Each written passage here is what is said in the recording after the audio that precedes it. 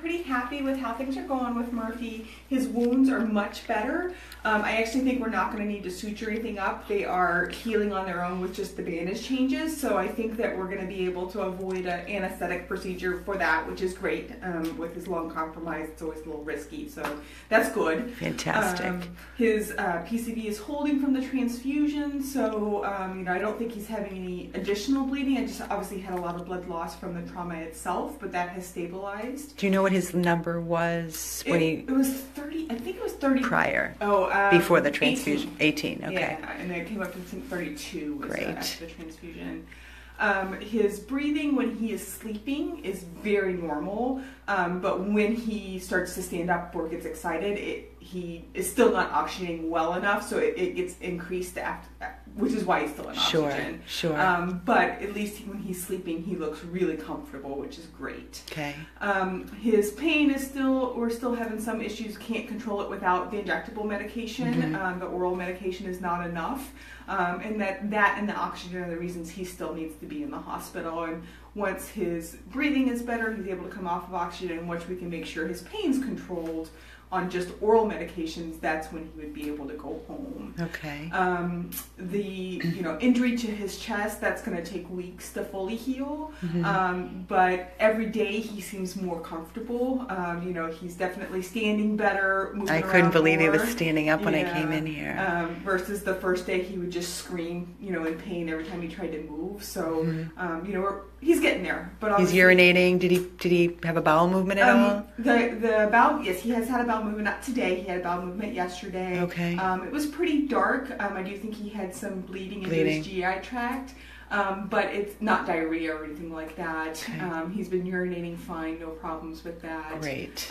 So, really his biggest, hurdle at this point is the thoracic trauma and healing from all of that damage to his muscle and that sort of thing. No, I noticed the leg is wrapped. Is that because of the puncture? Yeah, so the puncture wounds on the elbows, we have to keep those covered so they don't get and we need to bandage the whole leg, because if we stop to bandage just where it was, his foot would get fat. Right. So we bandage, even though there's nothing down here, we have to bandage all the way down just so that he doesn't get complications from the bandage. So that's why it's all no fractures in the limbs at all? They don't see? It doesn't appear to be, since we aren't able to sedate him. We haven't gotten really good x-rays of that elbow. Okay.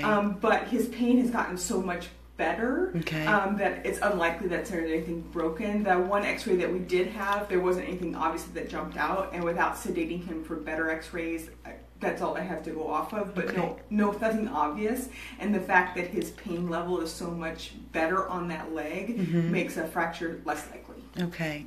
So the breathing, the heavy breathing that I see, even with him being in the oxygen tank. So when he's released from here, whether it may be, 2-3 days? That's my hope, yeah. Okay, so hope is 2 to 3 days. He's been here 2 days already. So when he's released, he will be, would you expect only to release him when he's breathing normally, obviously? Or not, it probably won't be completely normal, but it won't be as labored. Okay. And, he'll definitely, when since those fractures and everything are going to take a while to heal, he'll be pretty restricted activity for several weeks, probably at least 2 to 3 weeks minimum. Okay. Just because we want things to heal up well. Sure. That's so a calm environment. Yes. Yeah. Crated? Should he be crated? Probably. Yeah. Crated with nice bedding and things like when that. Somebody's not around to coddle him and hold him, and and when no jumping. When he goes outside on a leash only, so that he doesn't try to run and hurt himself. Do something because he's a puppy. Okay. That sort of thing. Perfect. So. Anything else you can think of other than Not right now. No. Thank you, doctor. Sure. Can I take one last peek of him before I take off? Perfect. All right, guys, you heard the doctor. She was so kind enough to update all of us, because that's way too much for me. I can't remember it all. There's just so much going on. I've had a lot of emergencies, but just me again.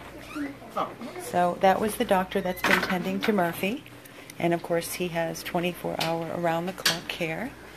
And he's resting comfortably here at the Lauderdale Veterinary Specialist. It is a 24-hour animal hospital. Hi, gorgeous boy. You are such a little fighter. You are such a trooper. So many people are praying for you, buddy. Yes. And you're going to have such a great life. Everybody, please, please, please, please keep your prayers coming, right, Andrew? Andrew's one of our favorites here. This is our angel that watches over all our dogs. He's awesome. So please, please, please keep your prayers coming for this special guy, Murphy, and please donate. It is ongoing. It's very costly. No regrets, but we need your help, honestly. We'll post the bills for the extension of the next 2 to 3 days, and just one day at a time for this little guy. He's one very, very lucky little boy, and hopefully God is on his side, and we'll get him out of here in the next few days. He's perfect. This is Amy with Murphy, 100 Plus Abandoned Dogs of Everglades, Florida. Thank you in advance for your love and your support for Murphy.